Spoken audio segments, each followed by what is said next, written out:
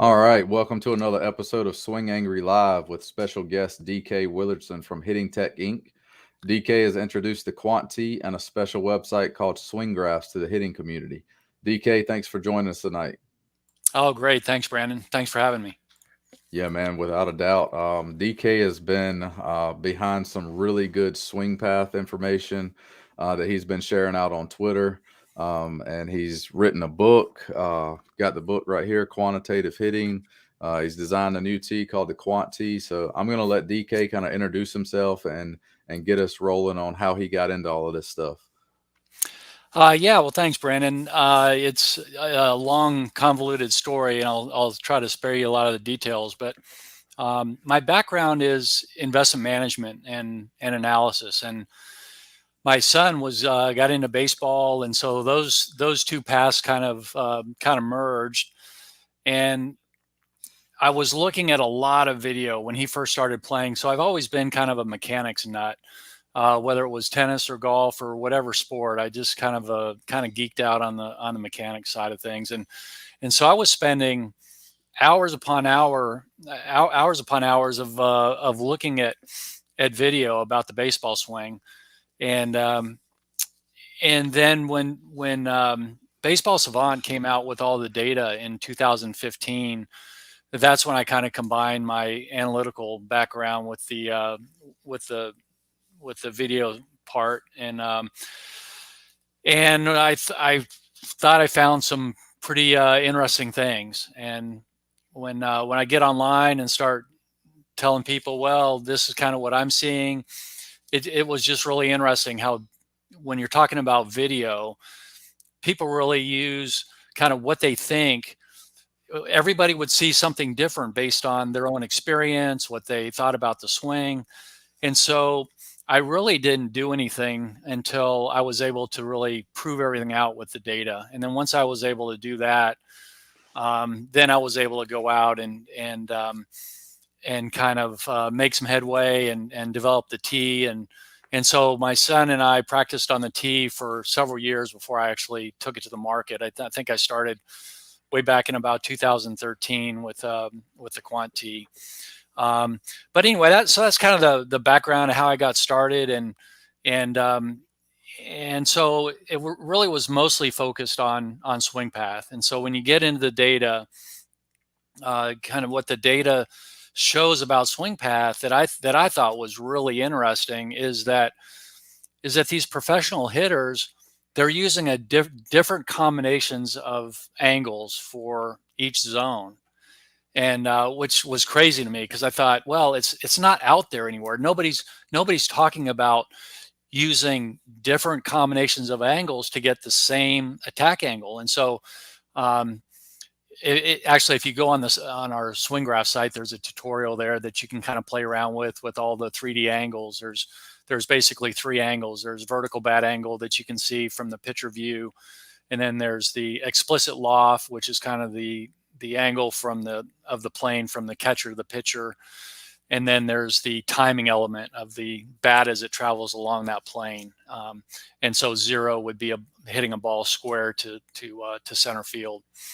Um, and so with those three angles, what's amazing is say for a high outside pitch, the best professional hitters have quite a bit of explicit loft or catcher to pitcher tilt in their swing plane. So if you were to look at their spine angle at contact, you would see that it's angled quite a bit back towards the catcher.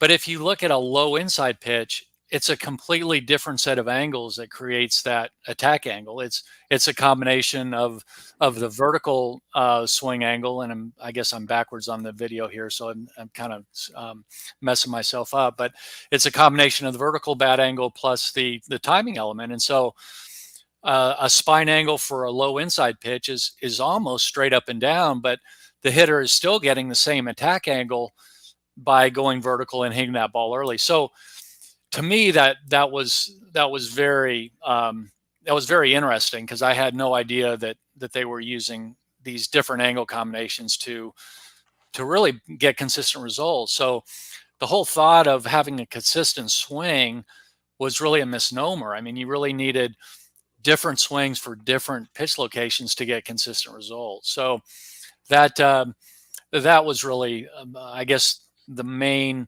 driver behind the quant T and everything. Then I started getting into looking at, well, do you want to hit the ball square or spin? Everybody was saying, oh, you want to backspin the ball. And so I was able to develop a model and kind of test that out. And so there were a lot of things where you would say logically this should make sense.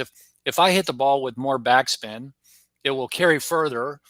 And so if I get more distance, why can't I just hit more backspin balls and my performance should improve? And so, but what happens is as you hit more backspin balls, there's kind of a cost element there, is that it takes more bad hits to get a good backspin ball. And so you really end up with worse overall performance in general. I mean, these are statistically significant relationships, and some people may say, well, this hitter, blah, blah, blah. And that's true. I mean, 100% of hitters don't conform with the data, but the majority of them do. And so if you're training hitters, you want to, unless a hitter's doing extremely well with what they're doing, you want to get them going along the lines of what what the data says is most likely going to help them. Yeah, so we all know that, backspin can be created. You got a round bat hitting a round ball, so the odds of you knuckling a ball right out after contact is not that great. It's going to have some spin on it, but there's a certain point where spin becomes a deterrent for quality contact. If I'm backspinning the ball at 3,000 plus RPMs, that's not going to do me very much in this game. I want quality backspin, which usually comes from creating an efficient swing path that creates natural backspin where the ball is maybe 2,000, 2,500, and it's continuing to pick up speed as it goes through the infield. Right. And it's actually not just the amount of spin, because what happens is if you imagine if you have a completely horizontal bat, right, and you swing completely horizontal. So we're talking about that true level swing that everybody thinks actually exists. So you can actually impart, if you could actually swing like that, and you probably can't. Right. You could get true 6-12 backspin. So if you think of a curveball as having 12-6 spin, perfect. So the flatter your bat, the more perfect 6-12 backspin you can get. But the thing is, even though that ball is going to carry more, that's where you get into the variability. And so if your bat is horizontal, the variability of the ball is always going to be perpendicular to your bat. And so your variability is going to be north-south. As you get more vertical bat angle, you start to miss more spray angle wise. And so that's where the benefit really is that it just gives you better contact in terms of, across the field instead of north and south. I'm gonna share my screen real quick and show some of our live viewers what you might be talking about with, quality of contact and what it looks like when you hit one flush through the quantity.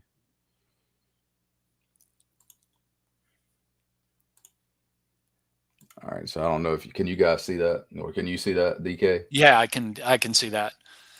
So that's just a good example of swing path, and some of the angles that he's talking about. For those of you who are watching us live, that may give you a better visual representation of the things he's saying.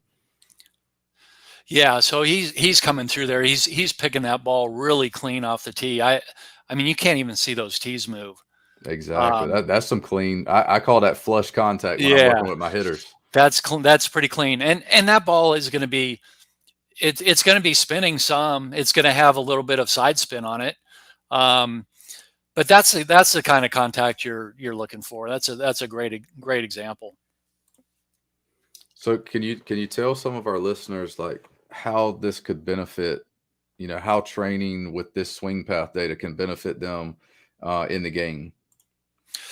Yeah, I think the knowledge, just knowing what's going to lead to better performance. And And I guess one thing that when you dig into the data, one thing that's kind of surprising is that it's not really going to help your best hits get better. Because what a lot of people do in baseball is it really boils down to a numbers game. Is that when you talk about the bat ball collision, you're talking about a numbers game over a lot of contacts. And so if you can improve your bad hits, and that's really what happens with as you increase your vertical bat angle, you increase your attack angle. What's happening is you're reducing your bad hit percentage, and that and well, in addition, you get more good hits. It's not that you get better. Your best hits aren't better, but you get more of them, and you get a lot you get a lot fewer bad hit. Your bad hit percentage is going to go down, and so between those two, you know, your performance is going to increase. Um, you know, and there's people that say, okay, well, but if you get more distance through backspin, why don't you want to hit a backspin ball? And one of the things that's important to keep in mind is who's the hitter, because this what we're talking about may not be appropriate for everybody. Let's say you've got a young player, and that young player is you know, an average talent, and let's say that that player has like warning track power, right? And it would give him a lot of satisfaction and happiness if he could get that ball over the fence, right? And so I think you got to keep in mind who you're training and what their goals are, because you know, looking back, I would let some young kids flatten out their swing, get some 12-6 backspin and hit some home runs, you know, and maybe their batting average goes down a little bit, because for that player it might be the right thing. Um, but I think for most serious baseball players that want to play college baseball, that think they might have a shot at going to the into the Major League Baseball, those players really need to start really focusing on making sure they've got a good solid swing path. Yeah, for when you talk about vertical bat angle, I'm gonna show an image. I've got your book here, so this might help out some of our viewers. That's what basically what we're talking about when he's mentioning vertical bat angle. You can see two examples where one hitter has a little bit more bat angle matching their shoulder plane, and the other hitter is what we typically call a level swing, but it's level to the ground. So that bat is horizontal and parallel to the ground, and you got a zero angle where the other hitter has that vertical tilt. The tilt of the bat matches the side bend, matches the shoulder plane. So can you talk about how that affects like miss hits? Like how does those two angles benefit from making better misses? Yeah, you know, there's some physics there that I'm not sure exactly what's happening. I don't know why increasing your attack angle helps so much with bad contact. I mean, it's there's some things there that haven't been identified and quantified, but we do know that it is there. And if you look at both those angles, if you look at the vertical bat angle and your overall attack angle, which is basically what's the amount of loft in your bat when you get to contact. That those two angles have a lot to do with contact quality, and a lot of it is, I guess, you know, as far as explaining exactly why. I mean, so yeah, you get more east west variability that helps. So if you look at launch angle consistency, VBA is probably the largest contributor to launch angle consistency. The R squared is really high. The R squared is basically saying there's a statistical relationship between vertical bat angle, VBA, and your launch angle consistency. And that number, there's a very strong relationship there. And I think it's because you're getting that variability, you know, more perpendicular to the bat, which is which is angled a little bit more. But I think there's still some mystery to it all that's not explained by us or anybody else. But what we do know is that it really does improve your contact quality. So with vertical bat angle and you being able to maintain a consistent launch angle for, those people out there in the world who are thinking launch angle some type of swing, that's not what we're talking about. We're talking about the ability to consistently create a swing path that will hit balls at optimal ball flight, which is going to be your, if you can bucket a group of balls in a training session where you're really tight in your launch angle window. Say you have a hitter who's hitting machine fastballs and they're getting around the 15. If they can hit, 10 out of those 15 balls between maybe 15 and 25 degrees, that's really good ball flight consistency. And a lot of that is probably connected to consistent vertical bat angles and matching swing path. Yeah, absolutely. That is,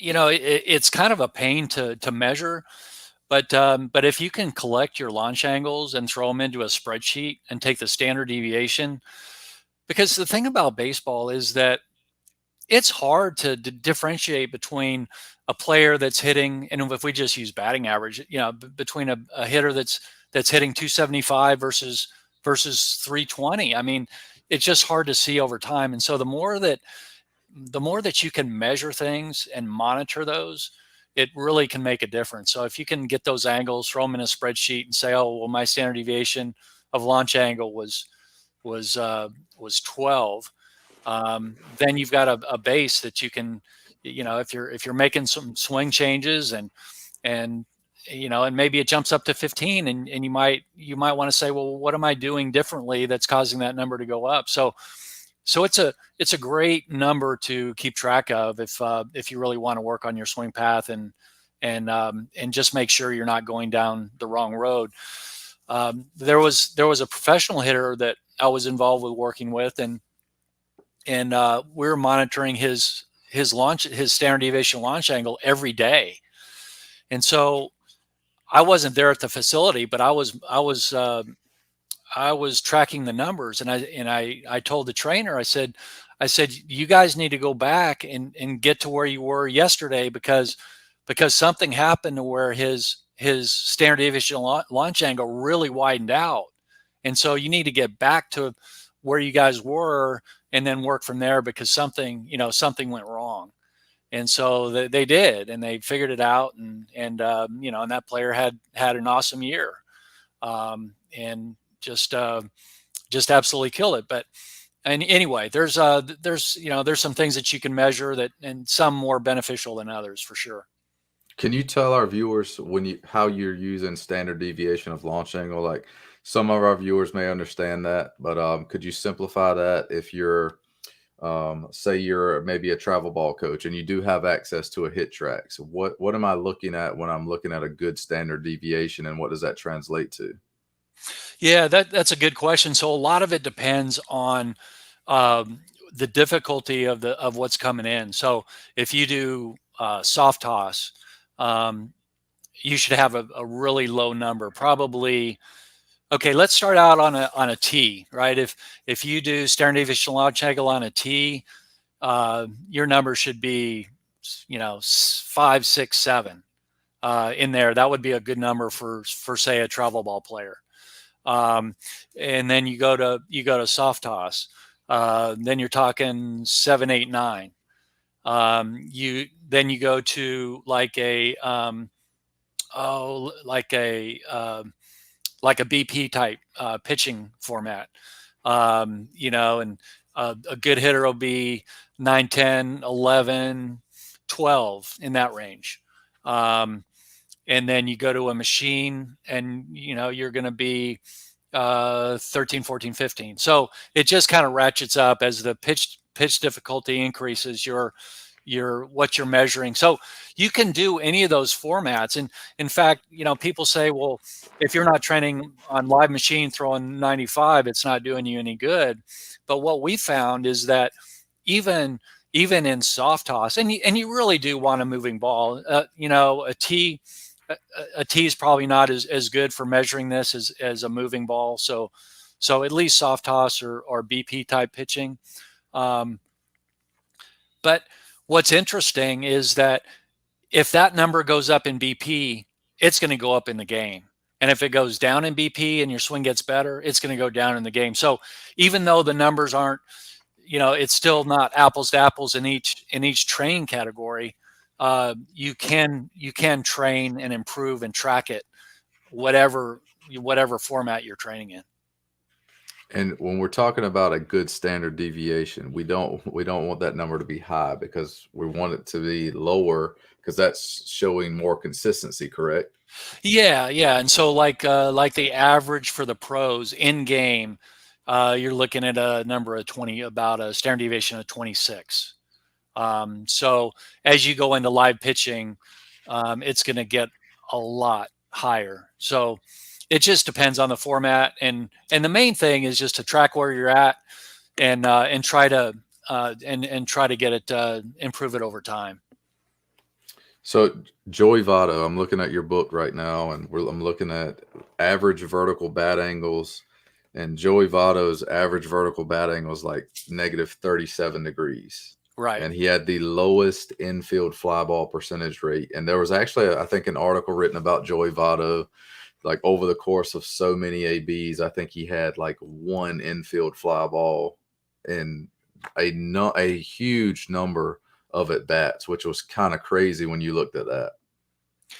Yeah. Well, so when I started looking at the data, he popped out in almost every category as just having a really, really good swing path, and infield fly ball rate is really it's a good metric for looking at how good your swing path is. But the reason why Joey Votto never hits a pop fly or infield fly ball is because if you imagine, most of them come on the pitches that are up and in. And if you get a little bit vertical, a vertical bat angle on that pitch that's up and in, then you can't get under the ball essentially, because you just can't contact it there. If your bat is here, you're just not going to get under the ball. And so what happens is he either fouls it out of bounds or he hits it into play, but it hardly ever goes infield fly ball. So it's just amazing how, as you increase that vertical bat angle, especially on those pitch locations where you tend to get infield fly balls, that they'll go away real quick. A lot of people used to think that infield fly balls came from swinging too much up on the ball, and it's really not that at all. It's really from getting the bat too horizontal and contacting the ball at that 6 o'clock position on the ball. Yeah, I've been able to notice that with a lot of amateur hitters. Most of the time when they're cutting balls and they're backspinning and they can't efficiently drive the ball in the air, it's because their bat and body connection doesn't really work that well together. The hands drop and they get out of sync with their torso, and they lose their early connection at foot strike, and they're not very connected through their turn when they get the connection at impact. And these are some numbers that we're throwing from the blast sensor, but they're basic things that you can measure with that sensor, and things you can look at on video just to see, does the bat match the shoulder plane when they're making contact, or are their hands separated from their body? And a lot of times when they get that really flat swing, it also looks like a big wrist rollover. So they're cutting balls and they're mishitting balls a Right. lot more than they really want to. Right. So what advice would you give our travel ball coaches, or even some high school coaches, or maybe some college coaches they're using blast and they're trying to maybe combine that with your quantity and make some more efficient swing pass and use the data to kind of see if they're going in the right direction? Yeah, the sensors are great because you can measure those in a live setting, and you can measure your attack angle, your vertical bat angle, etc. So I think if you can, it's kind of a pain, but if you can get let's say you have blast and you also have like a Rapsodo or HitTrax or something else. If you can get the vertical bat angles in a spreadsheet along with the kind of the batted ball data, the launch angles, etc., then it can be really helpful, because you can start, and also if you can group those by pitch location, then you can start to look at, where is a hitter struggling, because especially down in the zone, VBA matters a lot. Not so much up in the zone. Flat doesn't help much up in the zone either, but steep doesn't help either. But middle and down, VBA helps a lot. And so if you can get those VBA numbers kind of in a line item in a spreadsheet along with the launch angle and some of the other metrics that these systems will spit out, whether it's Rapsodo or HitTrax or TrackMan, then you can kind of start to see where a hitter's weaknesses might be. Are they not getting vertical enough when the pitch is down? And so you can really kind of get an idea what's going on. But there's and I do think the blasts and all those, they're great, but they also have some metrics in there that really haven't been tested to data, like in-game data. And so there's some metrics in there that, well, I guess we'll say that we don't think that they're going to end up adding value for players at the end of the day. When we're able to get the data relative to all the performance data. So for example, on early connection, so connection and contact, that's probably valuable, but it's just a guess. But we're kind of skeptical of the whole early connection, just the way the bat adjusts, the way the body adjusts. Yeah, connection happens, but it just doesn't seem like it's good to connect too early, because then you're taking away the adjustment factors that hitters use. So I would just say, yeah, I mean, it's I guess it's an opinion, but until the data comes out, you're taking a little bit of risk that you might be taking hitters down the wrong path on some of these things that haven't been proven out yet. Yeah, as far as early connection, I mean, you're definitely going to have some variability there. You got, I mean, hitters like Ronald Acuna, their early connection score is probably very high because he kind of comes from a tilt position. He's not really in that flat, close to the shoulder angle when he gets to foot strike, and he Right. somehow or another he creates some really amazing bat speed. Of course, from that position, it's incredible for him to turn that fast from that starting point. But But see, but you're right. I mean, most all the players are greater than, most all of the great swing path guys are greater than 90 degrees at early connection. And it's because the bat only adjusts in one direction. It can only go flatter. You can never adjust steeper to get to so it only adjusts in one direction. But anyway, that's just kind of a side comment. And just, I guess the whole idea of just using logic. Well, this should make sense, so I'm going to have my players do this. And I used to believe a lot of things until I started looking at data, and it's just amazing how many factors get overwhelmed by others that you're not really looking at. So, I mean, I would have never thought that swinging in the plane of the pitch is a bad thing that will reduce your overall performance if you're a major league hitter. I mean, the ball's coming in at 5 degrees, and if you swing at 5 degrees, you're going to get really bad contact quality. You're going to hit the ball more. Your strikeout rates are going to go down, but you're going to get really poor contact quality. And so there's this inverse relationship between contact quality and quantity, and the quality wins out at the end. It nets out as a positive almost every time.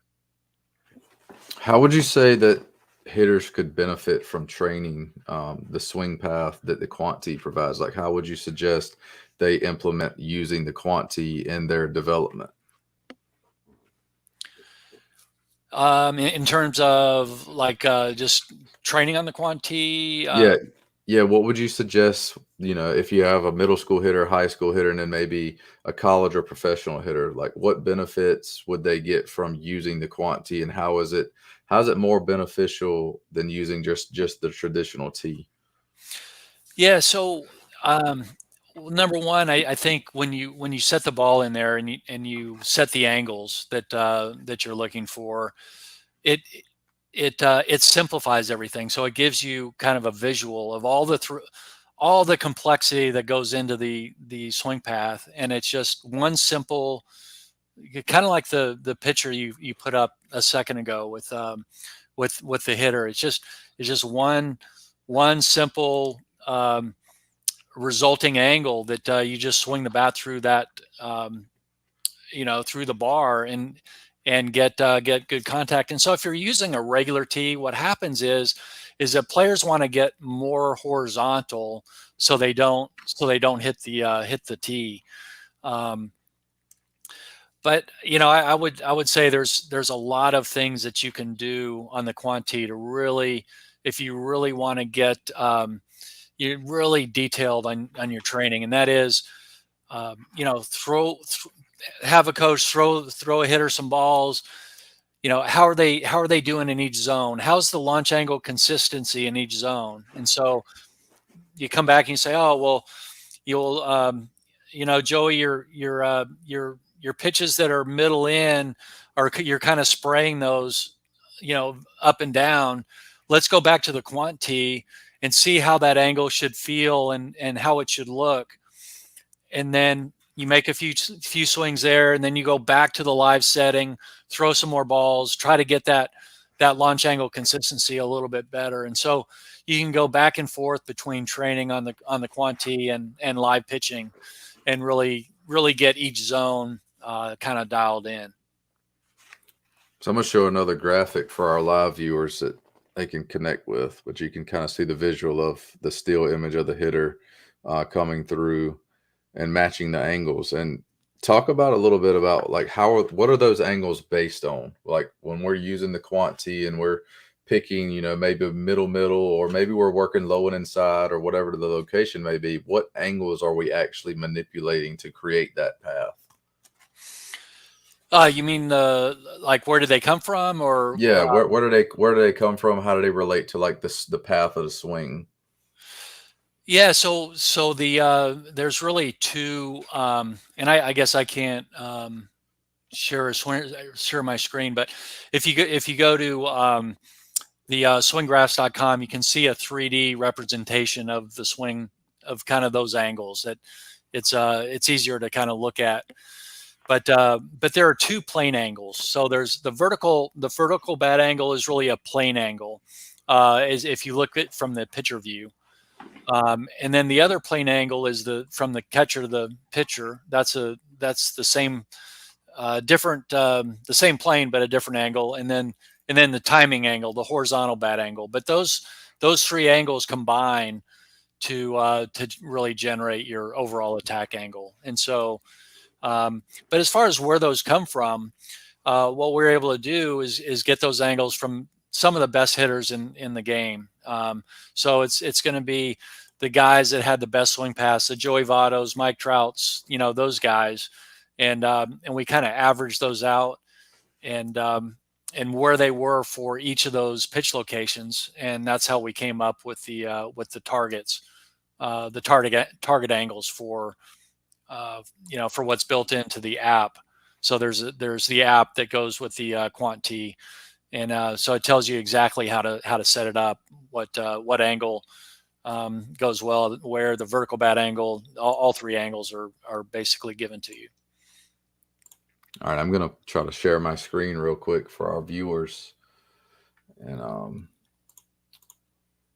see if we can pull up that swing graphs image. There you go. Yeah. So well, if you go to the first the main page, at the bottom. Yeah, at the very bottom, the tutorial. Yeah, that one.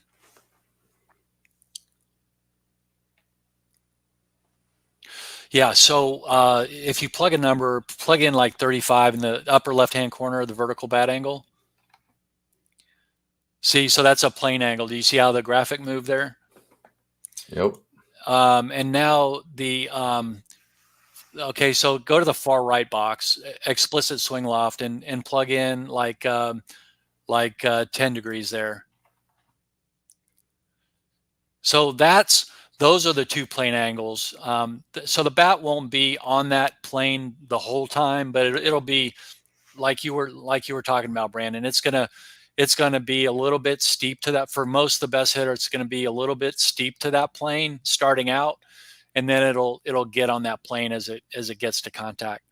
And now, so if you go back, if you just click that middle button in the that circular to reset it, it's right in the middle there. Oh yeah, that's fine. Yeah, that.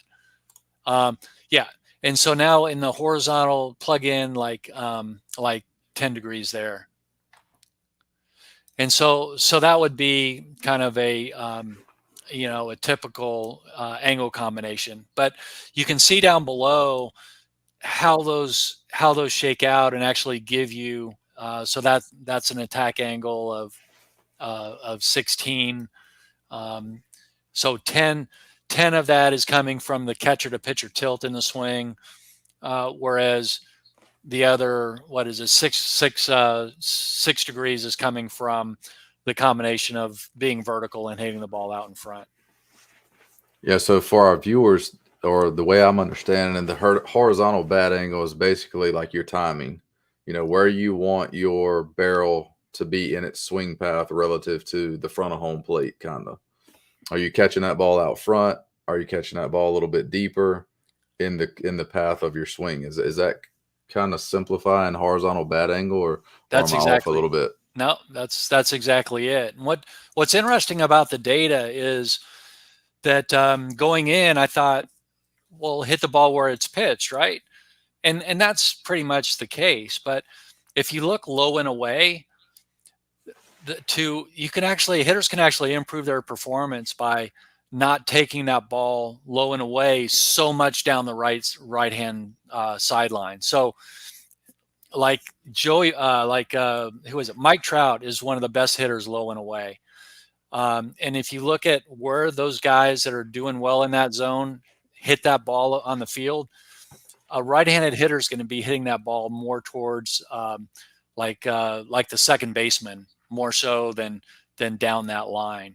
And so that was a little bit of a surprise to me, that I didn't realize that. I thought that they would be taking that pitch a lot more oppo than they are. But it's still going to the right of second base, but not as much as you would, that at least that I thought coming out of the chute. Yeah, when I was growing up, I was told, to hit the outside pitch, we need to let that ball get deep, let it get past our stride foot, almost hitting it off of our back hip. And in all actuality, that's probably not where we want to make our optimal contact, because you see hitters like Mike Trout on a fastball middle away, if they have good north-south swing direction and they catch that a little bit out front, they're actually hitting line drives over the shortstop's head when they catch it with good swing path. And if they're just a little bit later in the swing path, that same north-south direction is hitting balls over the center fielder's head that he has to turn around and go get, but they're not slicing them down the right field line intentionally. Right. So would you agree that it's probably not the best idea to tell youth hitters to hit the ball off their back foot because it's on the outside corner? Yeah, I definitely would. What do you think the other biggest misconception is with swing path when it comes to maybe pitch location? Yeah, I think that people.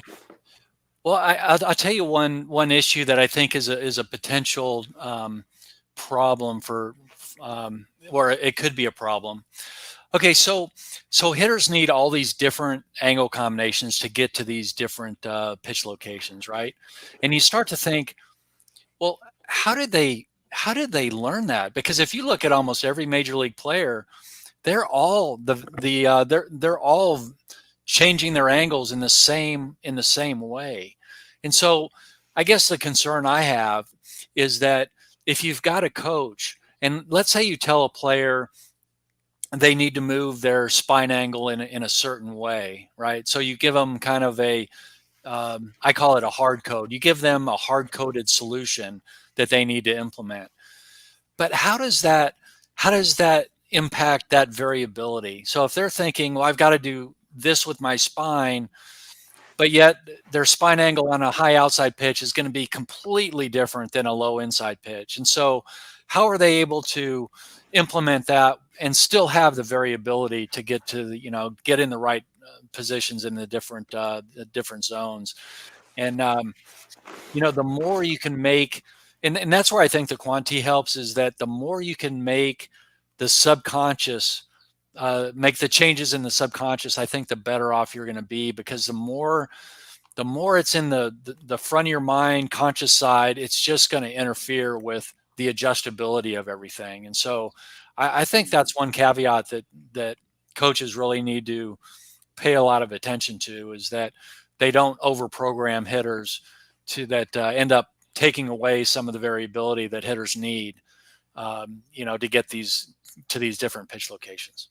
Yeah, at the end of the day, they've got to be able to hit in the game, and that takes a lot of, not necessarily a different swing, but technically a good swing that performs in various ways. Right. It feels a lot different for a high outside pitch than it does for a low inside pitch. I mean, all the angles are different.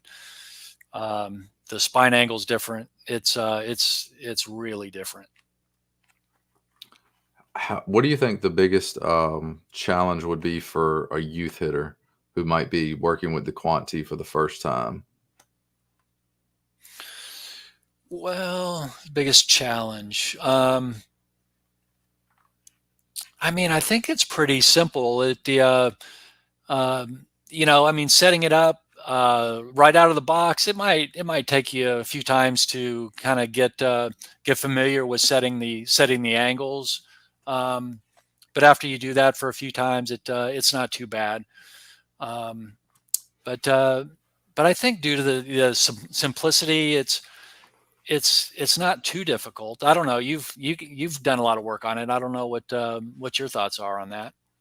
For me, it's been a great visual representation for a hitter to see, how the ball presents itself. And I use a lot of mirror work, so I'll have the iPad reflection mirrored image onto the big screen TV, and so they're standing in front of the big screen, and they can see the presented angle of the ball. They can see their body positioning, and they really get to feel and kind of play with, like, how do I present my barrel at different angles to match the ball that's sitting in the tee. So it's really been a good visual learner, and to be able to match what they feel to what they see, and help them kind of figure out, exactly how I need to manipulate my body to Right. match this type of pitch. It's been Right. very beneficial for me in that way.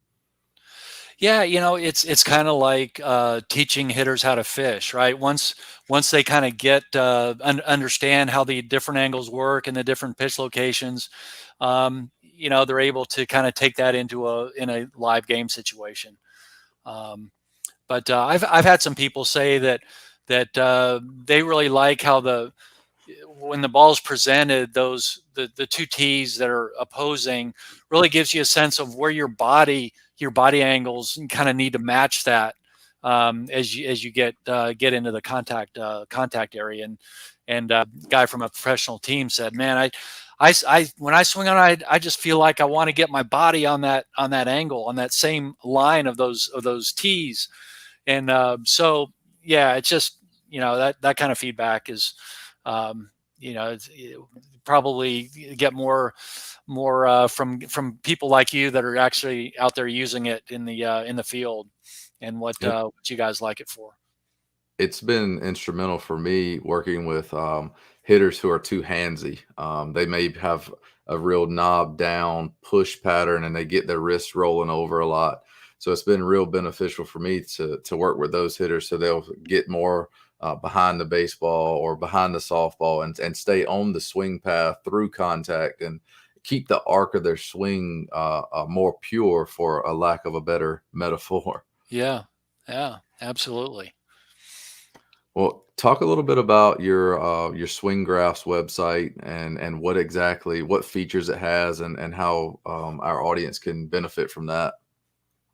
Yeah, so when I wrote the book, we just went out and got some sample data of vertical bat angle, and I played around with. I'm not a super great programmer. I've done a little bit, so I tried to write a program to get the vertical bat angle of in game MLB, and I struggled with it. I couldn't do it. So anyway, I was able to find somebody that was able to get it done, and so we've got over 100,000 captures of vertical bat angle in the last since 2018, and so users can go on the site, and if for members it's $29 for a year or $5 per month, and they can get access to that data. And so if they're the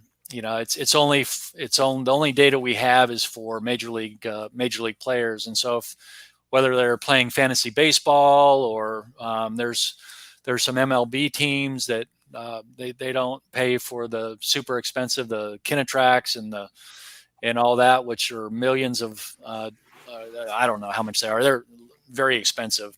And so we've got some MLB guys that subscribe to the site and fantasy players. So it's kind of a hodgepodge of people that have found interest in the vertical bat angle. But so we have the vertical bat angles, and then we've also come up with swing path ratings for all those players. And so we use a variety of metrics to come up with swing path scores, and we've got those going back since we started about a little over a year ago and publishing that.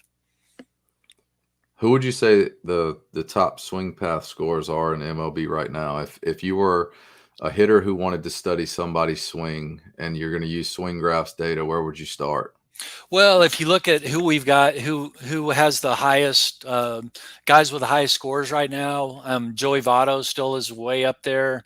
Mike Trout's up there. Acuna's up there.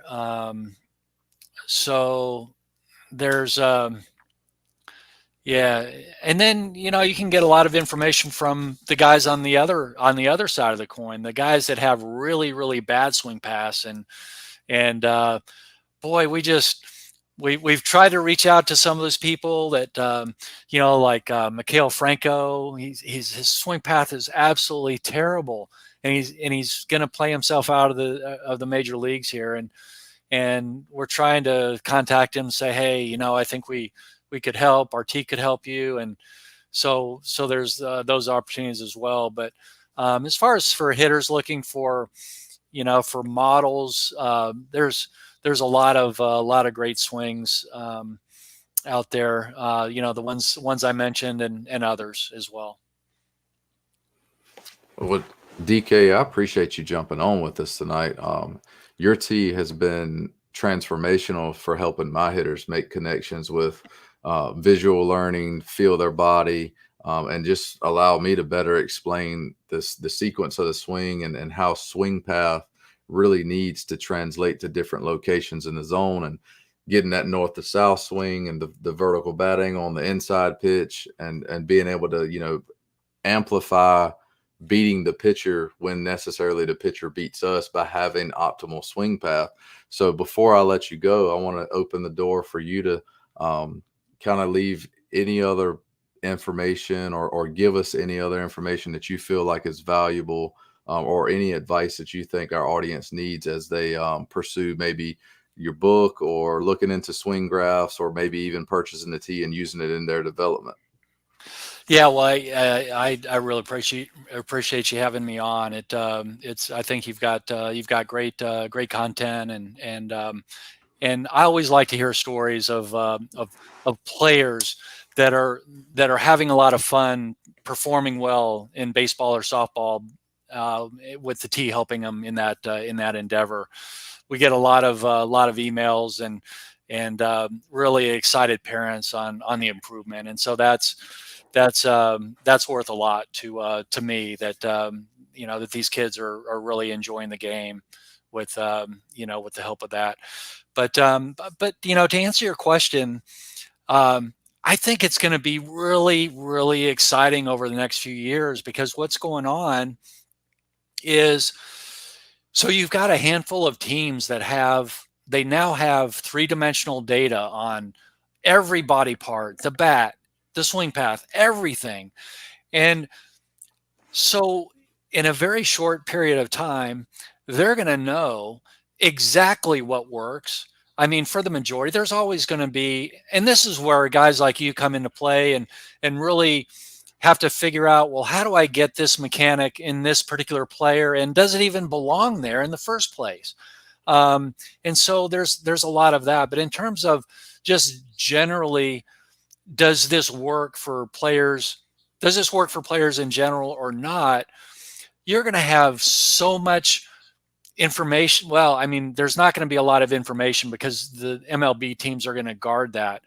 But they're going to know, and there's going to be coaches out there that are working there that leave. So there's going to be some things that leak out. But I think that's going to be really exciting to know.